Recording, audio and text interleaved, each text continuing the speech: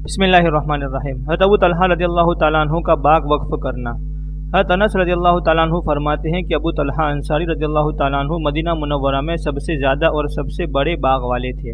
ان کا ایک باغ تھا جس کا نام بحیرہ تھا، وہ ان کو بہت ہی زیادہ محبوب تھا، مسجد نبوی کے قریب تھا، پانی بھی اس میں نہایت شیرین، میٹھا اور افراط یعنی زیادتی سے آتا تھا۔ حضور اکرم صلی اللہ علیہ وسلم بھی اکثر اس باغ میں تشریف لے جاتے اور اس کا پانی نوش فرماتے۔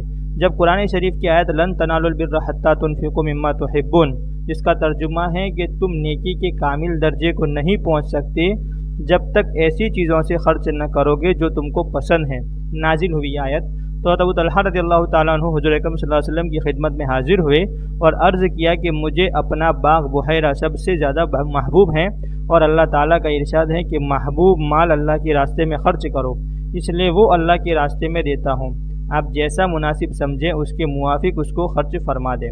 حضور اکرم صلی اللہ علیہ وسلم نے بہت زیادہ مسرت خوشی کا اظہار فرمایا اور فرمایا کہ بہت ہی عمدہ مال ہیں، میں یہ مناسب سمجھتا ہوں کہ اس کو اپنے اہل قرابت رشتہ دار والوں میں تقسیم کر دو۔ حضرت ابو طلحہ رضی اللہ تعالیٰ عنہ نے اس کو اپنے رشتہ داروں میں تقسیم فرما دیا۔ فائدہ: ہم بھی اپنا کوئی محبوب ترین مال جائیداد کوئی ایک آدھ واعظ سن کر، قرآن پاک کی کوئی آیت پڑھ کر یا سن کر اس طرح بے دھڑک خیرات کر دیتے ہیں۔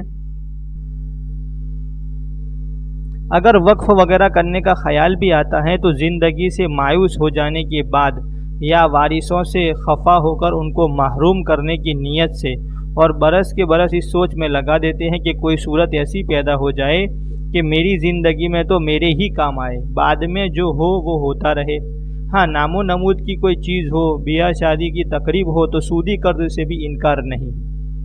ایک اور واقعہ لکھتے ہیں ایثار کا، حضرت ابو بکر رضی اللہ تعالیٰ عنہ کا اپنے خادم کو تنبیہ فرمانا۔ حضرت ابو ذر غفاری رضی اللہ تعالیٰ عنہ مشہور صحابی ہیں جن کے اسلام لانے کا قصہ باب 1 کے 5ویں قصے میں گزر چکا۔ یہ بڑے زاہد یعنی دنیا سے بے رغبت لوگوں میں سے تھے، مال نہ اپنے پاس جمع رکھتے تھے نہ یہ چاہتے تھے کہ کوئی دوسرا جمع رکھے۔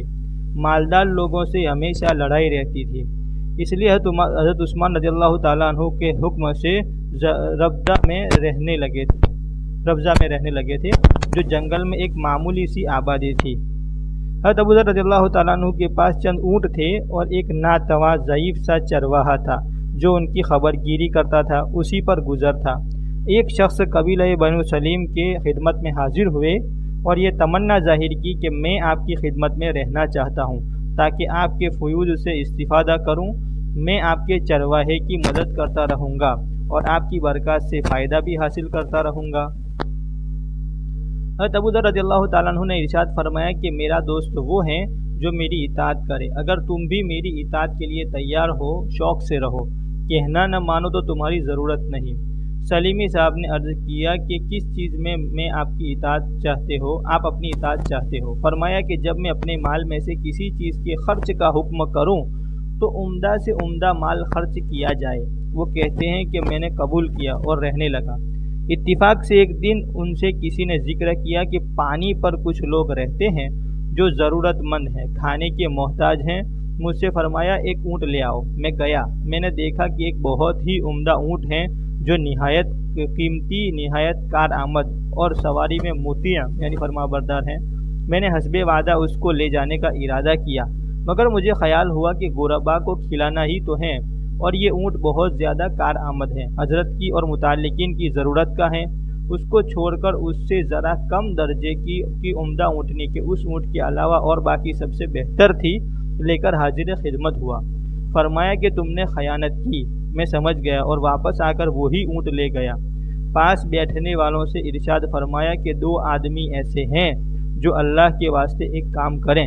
2 آدمی اٹھے، انہوں نے اپنے کو پیش کیا، فرمایا کہ اس کو ذبح کرو اور ذبح کے بعد گوشت کاٹ کر جتنے گھر پانی پر آباد ہیں ان کو شمار کر کے ابو ذر کا یعنی اپنا گھر بھی ایک عدد ان میں شمار کر لو اور سب کو برابر تقسیم کر دو۔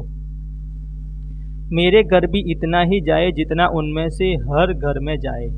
انہوں نے تعمیل ارشاد کی اور تقسیم کر دیا۔ اس کے بعد مجھے بلایا اور فرمایا کہ تو نے میری وصیت عمدہ مال خرچ کرنے کی جان بوجھ کر چھوڑ دی یا بھول گیا تھا؟ اگر بھول گیا تھا تو معذور ہیں۔ میں نے عرض کیا کہ بھولا تو نہیں تھا، میں نے اول اسی اونٹ کو لیا تھا، مگر مجھے خیال ہوا کہ یہ بہت کارآمد ہے، آپ کو اکثر اس کی ضرورت رہتی ہے، محض اس وجہ سے چھوڑ دیا تھا۔ فرمایا کہ محض میری ضرورت سے چھوڑا تھا؟ عرض کیا کہ محض آپ کی ضرورت سے چھوڑا تھا۔ فرمایا اپنی ضرورت کا دن بتاؤ۔ میری ضرورت کا دن وہ ہے جس دن میں قبر کے گھڑے میں اکیلا ڈال دیا جاؤں گا، وہ دن میری ضرورت اور احتیاج کا ہے۔ مال کے اندر 3 حصے دار ہیں، ایک تقدیر جو مال کے لے جانے میں کسی چیز کا انتظار نہیں کرتی، اچھا برا ہر قسم کا لے جاتی ہے، دوسرا وارث جو اس کے انتظار میں ہے کہ تو مرے تو وہ لے لے، اور تیسرا حصے دار تو خود ہے۔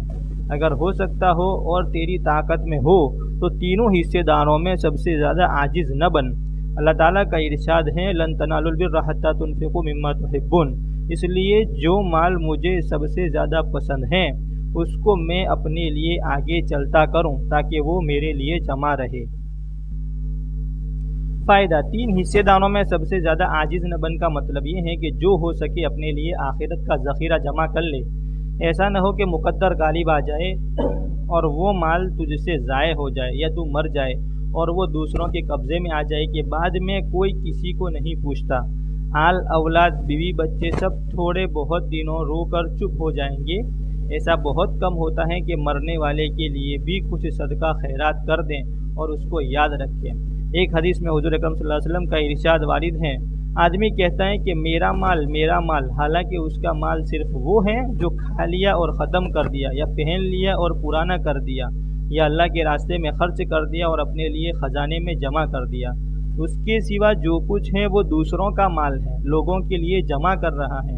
ایک حدیث میں آیا ہے حضور اکرم صلی اللہ علیہ وسلم نے دریافت فرمایا، تم میں سے ایسا کون شخص ہے جس کو اپنے وارث کا مال اپنے سے اچھا لگے؟ صحابہ رضوان اللہ تعالیٰ علیہ مجمعین نے عرض کیا، یا رسول اللہ، ایسا کون ہوگا جس کو دوسرے کا مال اپنے سے زیادہ محبوب ہو؟ حضور اکرم صلی اللہ علیہ وسلم نے فرمایا کہ اپنا مال صرف وہی ہے جو آگے بھیج دیا جائے، اور جو چھوڑ دیا وہ وارث کا مال ہے۔